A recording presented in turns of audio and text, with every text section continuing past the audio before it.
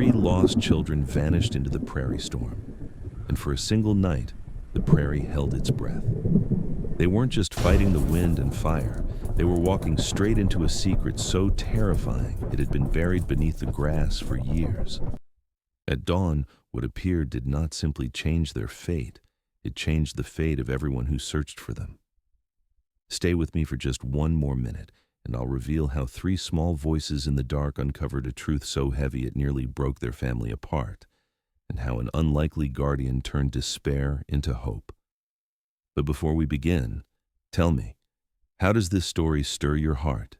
Share your thoughts in the comments, let me know where you're watching from, and don't forget to subscribe so you never miss the next journey. Wishing you a gentle day ahead, filled with light and warmth. The prairie was never silent, even in the lull of dawn when the sun lifted like a coin of fire over the endless Kansas horizon. There was always the whisper of the tall grass. It hissed and swayed in unison, carrying with it the smell of dry earth, dust, and the faraway tang of horses.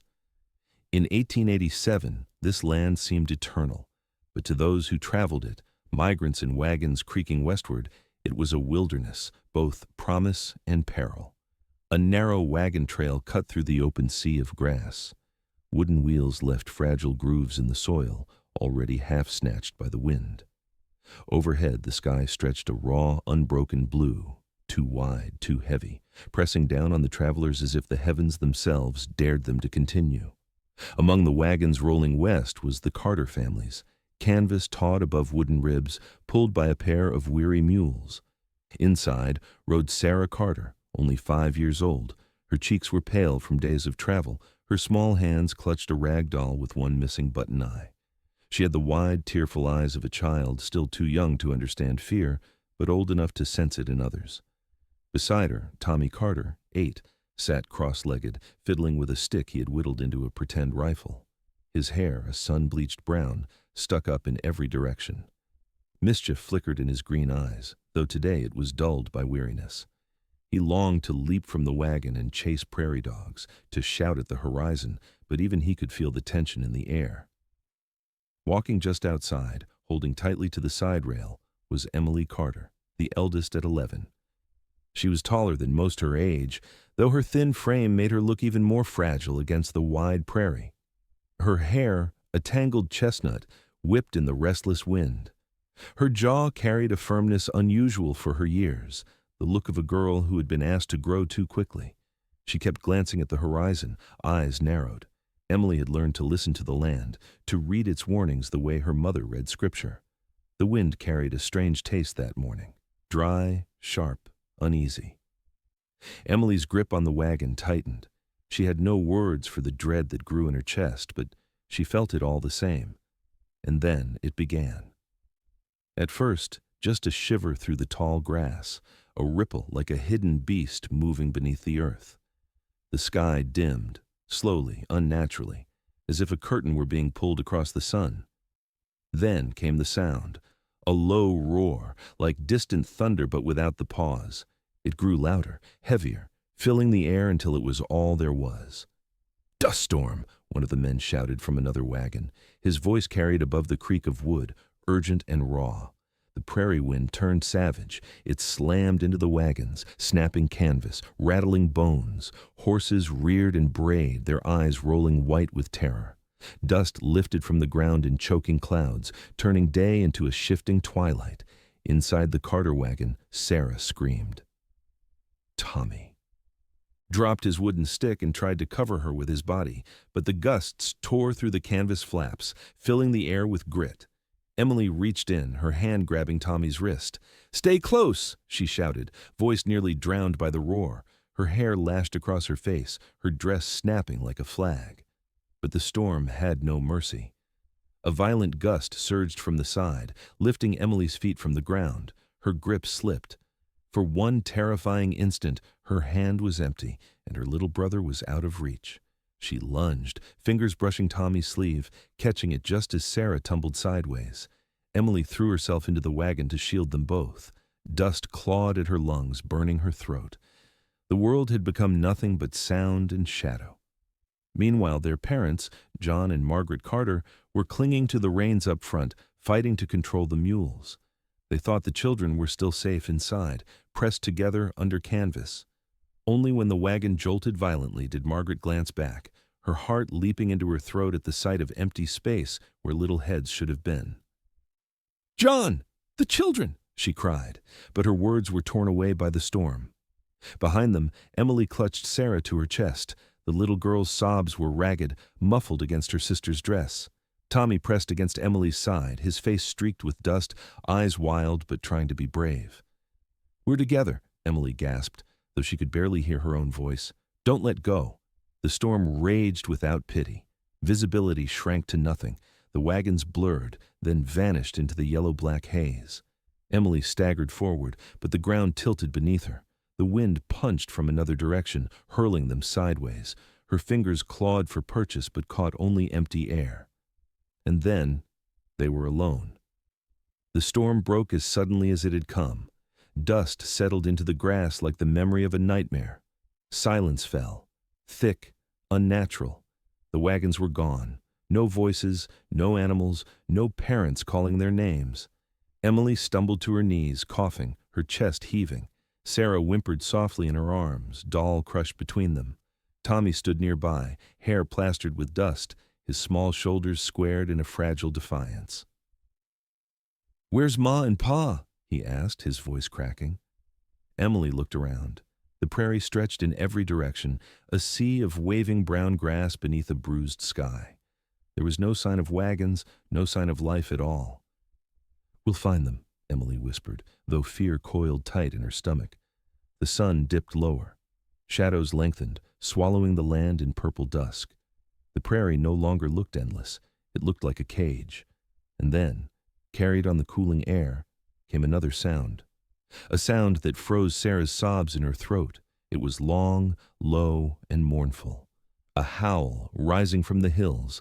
Then another answered it, closer, and another, until the land trembled with the voices of wolves. Emily clutched her siblings tighter. The prairie was vast, but to the predators gathering in the shadows, 3 lost children were no more than prey.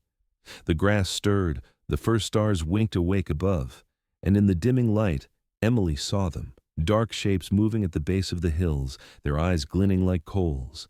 The night had come, and with it, the hunt. The prairie swallowed sound at night. It was not silence, but a kind of breathing.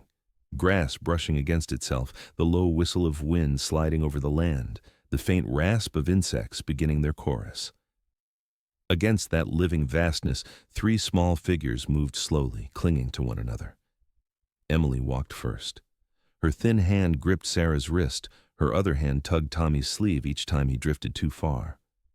The last light of dusk had thinned into a bruised purple, and the shadows of the prairie were no longer soft but sharp, cutting across her face, deepening the hollows under her eyes. The land itself seemed to test her resolve. Each step crunched against dry grass roots and crumbled earth. Her legs trembled with fatigue, yet she pressed on. She knew they could not stay in the open, not with wolves, not with night falling like a heavy curtain. Sarah's little shoes scuffed the ground.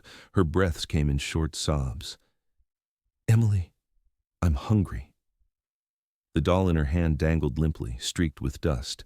Emily bent slightly, brushing hair from Sarah's face. Her palm was rough with grit. "I know, little one. We'll find a place to rest, just a little further." Her voice was steady, but beneath it ran a current of fear. Food, she had none. All she had was determination, thin and taut as a bowstring. Tommy trudged behind, eyes darting from the grass to the distant hills.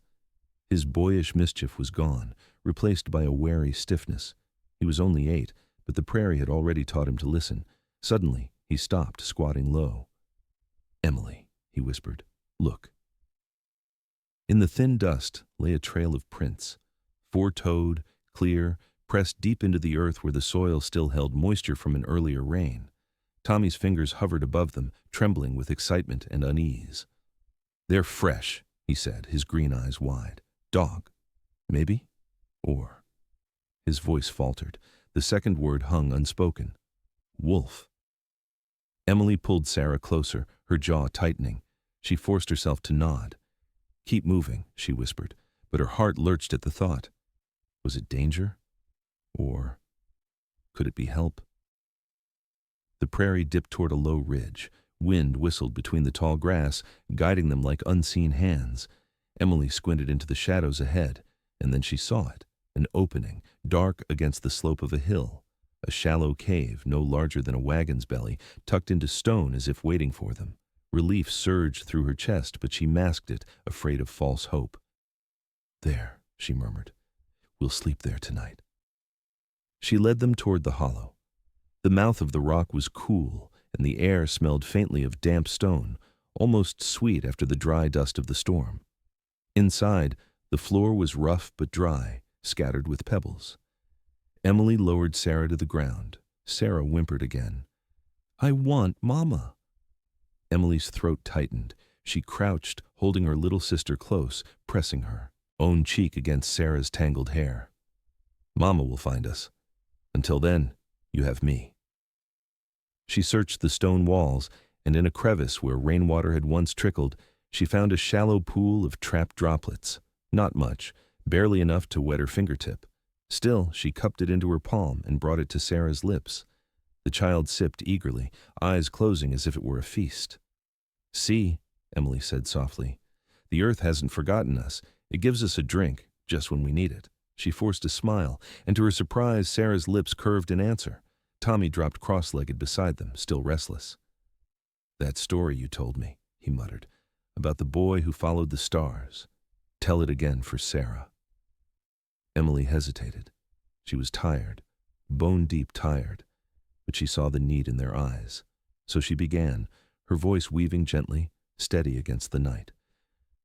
"Once, long ago, there was a boy who was lost, but he followed the stars, and the stars carried him to safety, because they always shine, even when you can't see them." Sarah's eyelids drooped. Her doll slipped from her hand. Within moments, the youngest was asleep, breath soft and even. Emily sat back, letting the story linger in the air. Her eyes traced the cave's jagged ceiling, where moonlight slipped in through cracks. She longed to believe her own tale. Stars guiding them, hope in the dark. But fear gnawed at her ribs. What if the prints Tommy found were not a dog's? What if the wolves came before morning? A sound jolted her, soft, measured, the crunch of weight on dry grass. Emily's breath caught. She grabbed Tommy's arm, pressing a finger to her lips. He froze, every muscle tense, his eyes darting to the cave's entrance. The steps came closer, slow, deliberate. Emily's heart pounded. Her hand slipped to a rock near her feet, small enough to throw, heavy enough to matter. The cave mouth glowed faintly with moonlight, silvering the grass. Then, shadows broke it. A shape passed, low and fluid. Tommy's whisper cracked, "It's here." Two eyes appeared in the dark, not dull, not distant, but alive, glowing, sharp, catching the moon. They hovered in the entrance like lanterns carried by a ghost. Sarah stirred in her sleep, murmuring softly, unaware of the terror coiling at the threshold. Emily's knuckles whitened around the stone. She leaned forward, body trembling, ready to protect, ready to strike if she had to. The prairie's breath pressed against her from outside, carrying the musk of an animal, the sound of paws shifting in the dust. The eyes did not blink. They burned brighter. And then, a step closer. The glow in the darkness did not vanish. It moved, slowly, deliberately. Emily's chest rose and fell in shallow bursts. The stone in her hand felt suddenly small, powerless. Tommy crouched, every muscle taut, his green eyes darting between the cave's mouth and his sister's trembling fingers. Sarah stirred beside them, the rag doll slipping from her grasp, but still she slept, safe for now in the hush of her dreams. And then the shape emerged. It was no wolf. The figure that stepped into the spill of moonlight was broad-shouldered, low to the ground, its fur tangled with burrs and streaked with mud. A German shepherd, though thinner, rougher than any farm dog they had known. Its coat, once black and tan, was now dulled by dust, but its eyes, brown, deep, and strangely gentle, fixed on the children with an intensity that was not hunger, but something else. Emily's breath trembled out of her. For a heartbeat, she could not move. The animal padded closer, its left foreleg bent awkwardly, a limp dragging through the dust. Dried blood matted the fur around its paw. Tommy hissed, "Emily, it's hurt, but what if it bites?" He lifted a stick like a spear, his knuckles white. Before Emily could answer, Sarah's eyes fluttered open. She blinked at the shadow, and instead of fear, her small face lit with something fragile but certain.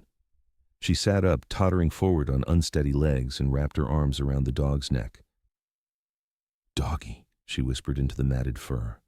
Emily gasped, half reaching to pull her back, but then stopped. The shepherd did not snarl. It did not snap.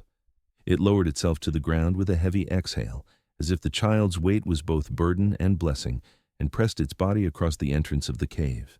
Its head lifted, ears twitching to the night, eyes trained on the shadows outside. Emily's throat tightened. What manner of creature would choose to guard instead of attack? She reached out, cautiously brushing her fingers across the coarse fur along its back.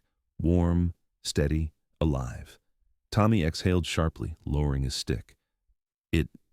It's staying. With us." The shepherd's breathing was slow, even. It lay like a shield across the cave mouth, chest rising and falling, each movement carrying the faint rasp of exhaustion. Its limp spoke of pain, but its presence carried weight, a sentinel, claiming them as its charge. The prairie outside groaned with distant howls. Wolves answered one another in the dark, their voices thin and stretched across the grassland. But none approached the cave. None dared challenge the animal sprawled at its threshold. For the first time that night, Emily allowed her shoulders to ease. She brushed Sarah's hair back, whispering, "He's our guardian now." Sarah pressed her face against the shepherd's neck. "Ranger," she murmured, naming him without hesitation, as if she had known all along. The name clung to him instantly. When dawn came, it rose not in silence, but in fire. The prairie lit with gold and scarlet, light flooding through torn clouds. Every blade of grass gleamed with dew. Every shadow stretched long and thin across the hills. Emily stirred awake, her body aching, her throat raw with thirst. She blinked into the light and saw Ranger still at the mouth of the cave, ears pricked, body tense despite his injury. His eyes softened when Sarah stirred against him, but the moment her small hand lifted, he shifted, pushing upright. The limp was worse in daylight. Emily could see the wound clearly now, a gash at the paw, swollen, crusted with blood. Yet Ranger did not falter. He stood, shook dust from his coat, and nudged forward, glancing back as if commanding them to follow. Tommy frowned. "He wants to take us somewhere." Emily rose, brushing grit from her dress. Her heart wavered. Was it wise to follow a stray, injured dog? And yet, he had stood guard all night. He had chosen them. Sarah scrambled up, clinging to her doll with one hand and Ranger's back with the other. "We go with him," she said firmly, her voice small but sure. Emily looked at Tommy. He scowled but gave a sharp nod. So they followed. The prairie breathed around them. Wind swept through tall grasses, painting ripples across the land like strokes of a giant brush. Birds startled from hiding, wings flashing white in the sky. Ranger moved with certainty, despite his limp, leading them down from the ridge and into the open fields. Emily felt a strange calm settle over her as she walked. The fear had not vanished, but it had shifted, braided now with trust she didn't fully understand. Yet her relief faltered when she noticed the ground. Footprints, faint but clear. Wagon wheels had cut deep grooves days before. She recognized the marks, the trail of the caravan. Her chest leapt, hope searing hot through her ribs, but then she froze. The tracks did not lead forward, they lay behind. Every step Ranger took, every path he traced, carried them away from the direction of their family. "No," Emily whispered, her heart stuttering. She turned in place, scanning the horizon, but the wagons were nowhere to be seen. Only emptiness stretched where her parents had gone. Tommy's voice cracked. "Emily, he's taking us the wrong way." Ranger paused, glancing back at them, his brown eyes unreadable but insistent. His chest heaved with shallow breaths, his paw trembling, yet still he urged them forward. Emily stood caught between fear and faith. The grass bent around her like waves, the sky pressing down in a vast, merciless blue. She wanted to scream for her parents. She wanted to run in the opposite direction. But Sarah's small hand clutched Ranger's fur, her trust absolute. The sun climbed higher, shadows shrinking, and the prairie seemed to wait, endless, indifferent, for her choice. The prairie sky was restless. All morning clouds had gathered at the western rim, heavy as iron, layered in bruised purple and gray. The air carried a charge, sharp and metallic, prickling across the skin like unseen sparks. Emily felt it before she saw it, the warning of a storm that was more than just rain. They walked in silence. Ranger limped ahead, leading with stubborn resolve, his ears flicking toward the shifting wind. Sarah clung to Emily's hand, dragging her rag doll in the dust. Tommy trudged behind, eyes darting between the horizon and the wounded dog, his jaw set in a boy's effort to be a man. Then it came. A crack split the sky, blinding and raw. Lightning stabbed the grassland far to the west. For a breath, the prairie glowed as if set aflame by the heavens themselves, and in that instant, fire was born. Orange tongues licked upward, first small, then ravenous, leaping from stalk to stalk. The dry summer grass caught like tinder. Within moments, a wall of flame rolled across the horizon, devouring everything in its path. Emily froze. Her breath hitched in her chest. She had seen small fires on the farm back east, but nothing like this. A living monster, roaring louder than the storm, racing toward them with a hunger that would not stop. "Run!" Tommy shouted, his voice cracking with terror. The three children stumbled into motion, feet pounding against the brittle earth. Ranger barked hoarsely, limping faster than seemed possible, his body tense with urgency. Heat pressed against them, though the fire was still far. Smoke, thick and acrid, curled into the sky, blackening the clouds. Emily coughed, her throat raw. Her lungs burned with every breath. The world narrowed to smoke and sound, the crackle of grass igniting, the whip of wind feeding the blaze, the desperate cries of children too small for such terror. Emily's legs faltered. The smoke closed around her like a shroud, suffocating, heavy. Spots danced in her vision. She stumbled once, twice, then fell to her knees. "Emily!" Tommy screamed. She tried to rise, her arms shook, her chest convulsed with coughs that ripped her throat raw. The world swayed. She collapsed, her cheek pressed into dirt that trembled with the fire's approach. Tommy's small hands clawed at her shoulders. "Get up, please!" His voice broke, but he refused to leave her. His wiry arms strained, dragging her inch by inch. Sarah sobbed behind him, clutching her doll, frozen in terror.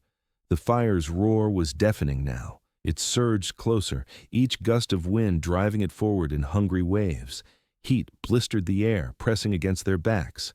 Ranger barked again, sharp, commanding. He dashed ahead, limping, but did not stop until he reached a dip in the ground. His body twisted, his nose pointed.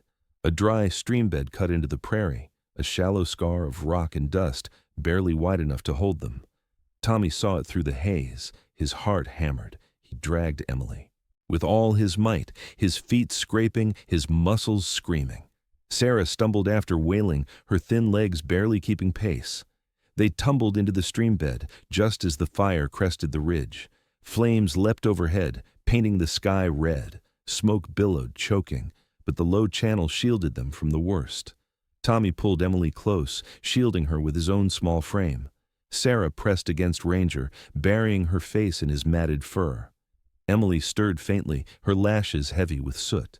Her lips moved, whispering nothing Tommy could hear. He clung tighter, his own cheeks streaked with tears. And then, out of the smoke, another figure appeared. A horse, tall, dark, its flanks streaked with ash. Upon it sat a man, hunched in the saddle yet unmistakably strong. His beard was silver threaded with black, his eyes narrowed against the sting of smoke. He was dressed in worn leather, his duster coat scorched at the edges, his hat pulled low. Jonas Whitfield. He reined his horse hard, scanning the streambed. His gaze landed on the children, on the boy shielding his sister, on the limp figure of Emily, on the small child clutching a wounded dog. His jaw tightened.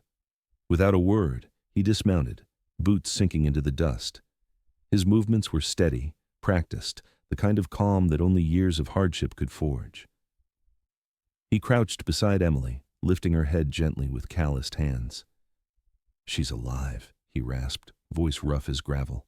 Tommy stared, chest heaving. Who are you? Jonas's eyes flicked to him, unreadable. Someone who's seen too much fire.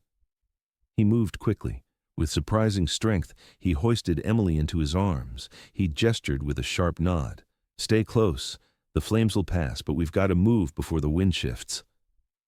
Ranger growled low, uncertain, but followed when Jonas pressed forward. The horse whinnied, its ears flicking nervously at the crackle of flames. They moved along the stream bed, smoke curling around them in suffocating waves. Jonas carried Emily with ease, though sweat streaked his brow. His face was marked with lines of age, but his eyes, dark, steady, carried a weight beyond years.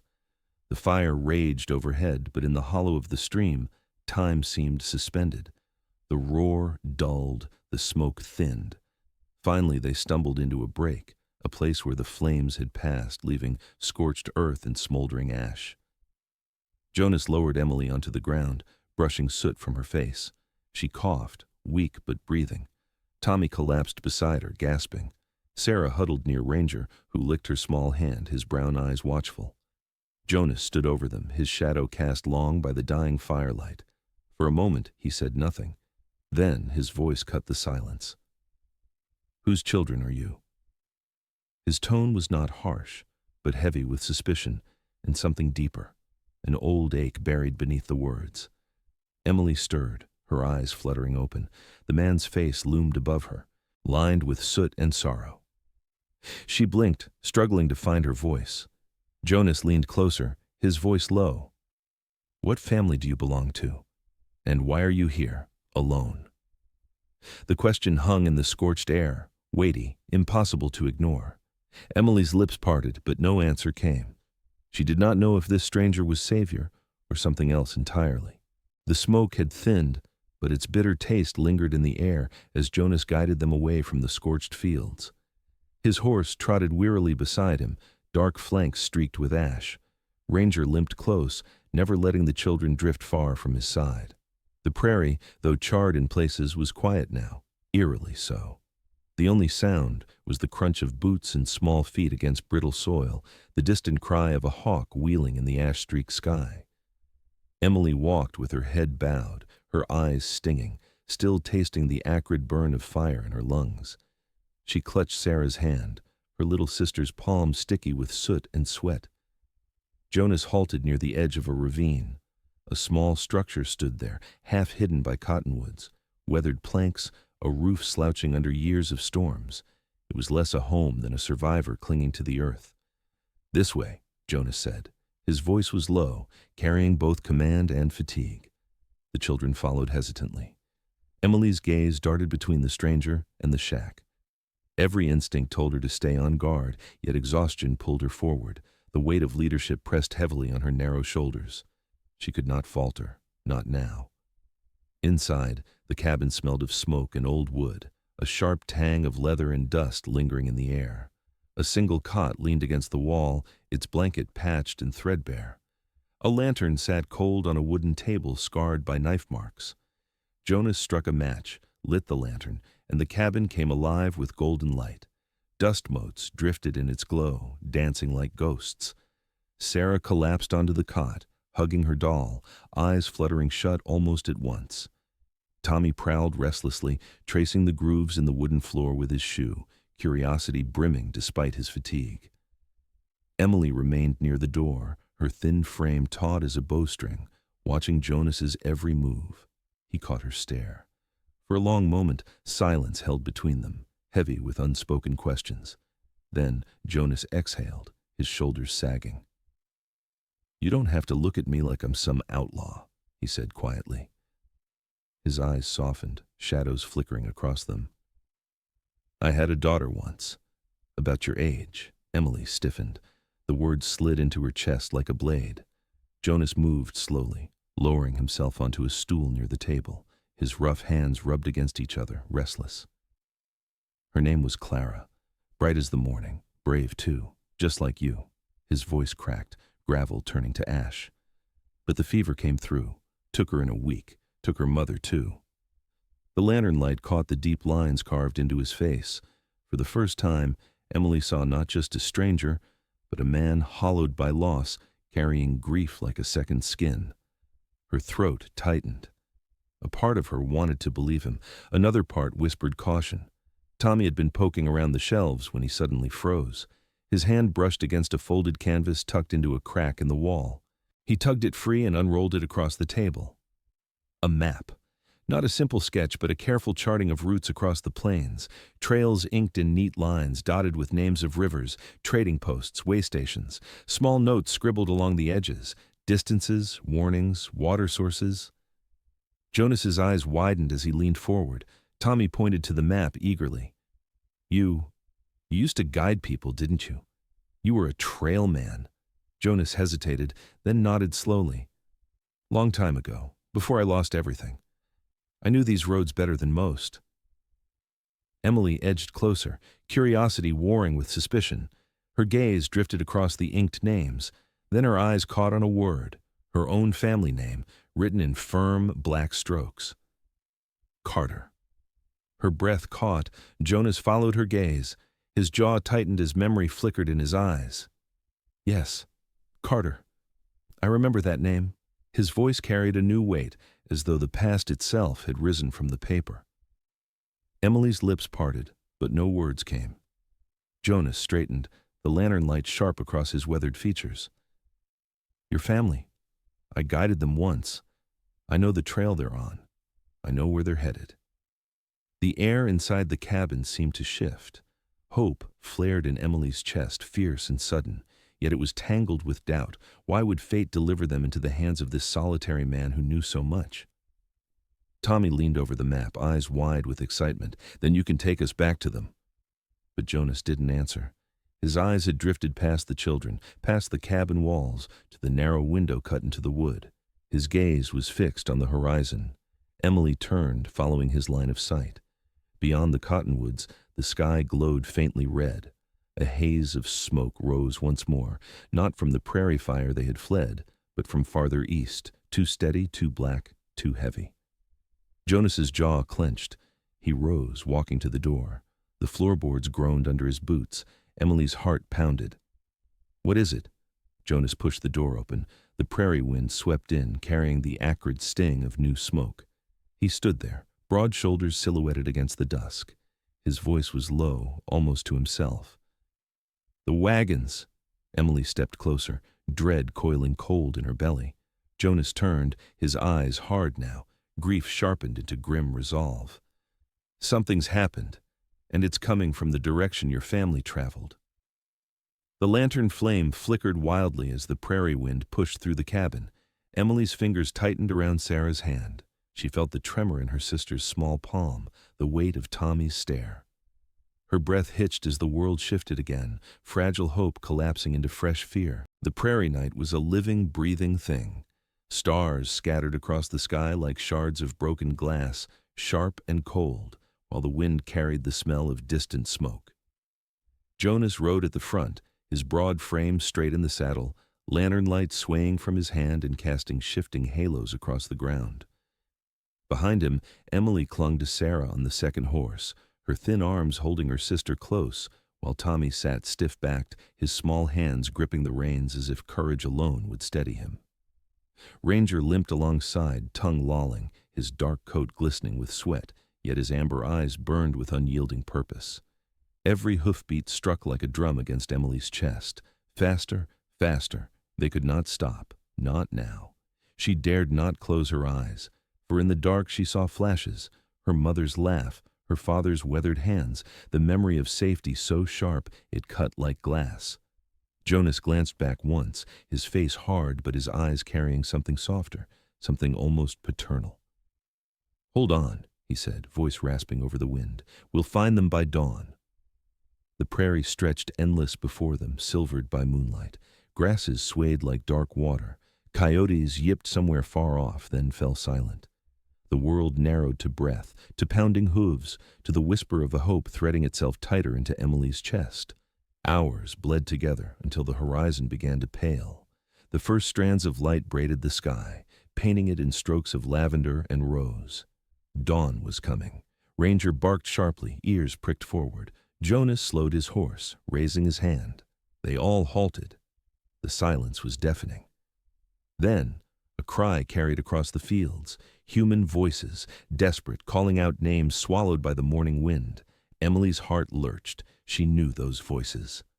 "Papa!" she whispered, then louder. "Papa!" She kicked the horse forward, Tommy clinging behind her, Sarah still clasped to her front.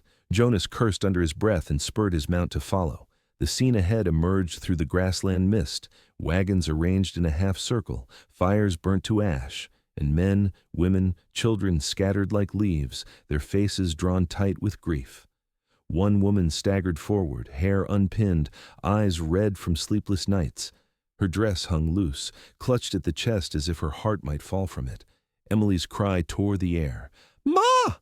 The woman stopped, blinking into the light, then her hands flew to her mouth. She ran, stumbling over the hard ground, until she collided with Emily, dragging her down from the horse into a crushing embrace. Sarah's small body was swallowed in her arms. Tommy tumbled off behind them, tears streaking his ash-smeared cheeks as he pressed himself against his mother's side. Their father came running moments later, his beard unkempt, eyes hollow with sleepless terror. When he saw his children, he fell to his knees, arms wide, voice breaking into a sound. Half laugh, half sob. He pulled them close, trembling so violently that Emily felt the shudder down to her bones. "You're here," he gasped. "You're safe. God above, you're safe." Emily clung to him, tears soaking the collar of his shirt. For the first time since the storm, the weight of leadership slipped from her shoulders, and she allowed herself to be a child again. Jonas hung back, reins loose in his hands. He watched quietly, the lantern dimming in his grasp. His throat tightened at the sight, the reunion he had once dreamed of but would never know. For a fleeting instant, the image of Clara shimmered before him, a young girl's arms thrown around his neck, laughter like sunlight. But it vanished as quickly as it came, leaving only the ache. Ranger padded forward. Sarah's small hand slipped free of her mother's grasp to touch his head. The dog leaned into her, tail thumping weakly. Then the father bent low, ruffling Ranger's matted fur. "This one kept them safe?" His voice cracked with gratitude. Emily nodded, wiping her eyes. "He guarded us, even when he was hurt." The father's jaw tightened. He looked at the animal, then at Jonas, and something passed between the two men, a recognition of burdens carried, of debts that could never be repaid in words. The mother knelt, her skirt brushing the dirt, and kissed the top of Ranger's head. "Then he belongs with us now, with our family." Ranger whined softly, pressed against the children as if he already knew. The camp stirred. People gathered, whispering in awe, in relief. Some reached to touch the children's shoulders, others offered water, bread, blankets. Emily felt the warmth of community folding around her like a quilt, yet she looked back. Jonas still lingered at the edge, the rising sun hailing his figure. His hat was in his hand, his head bowed slightly. Alone, as always. Emily broke free from her family and ran to him. She reached out, small fingers gripping his rough hand. "You saved us," she said simply. Jonas looked down, eyes wet with something he could not name. He shook his head. "No, child, you saved yourselves. I only helped you find the way." She squeezed his hand tighter, her voice trembling but steady. "Then you're part of us now, too." For a moment, he could not speak. He only nodded, tucking his hat back on, blinking hard against the light. The sky broke open with dawn.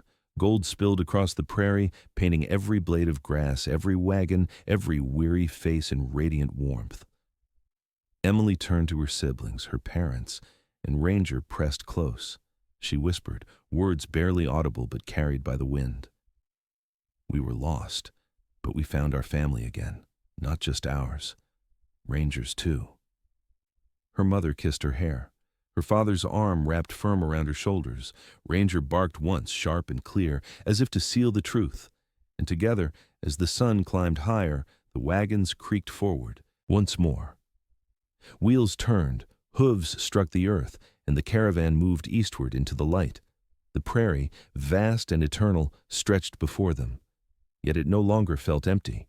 It felt alive, with hope, with belonging, with the promise that even the lost could be found. Sometimes, the prairie teaches us what words cannot.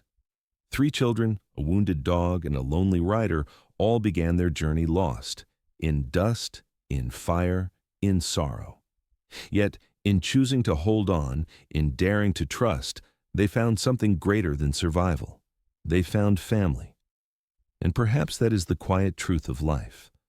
We are never truly lost, so long as love and loyalty are willing to lead us home. So as the wagons roll on beneath the rising sun, remember this: every trial, every storm, every shadow can still end with the warmth of belonging if we do not give up hope. I'd love to know what this story stirred in your heart. Tell me in the comments where you're watching from. And if this journey touched you, please share it with a friend who might need a little hope today.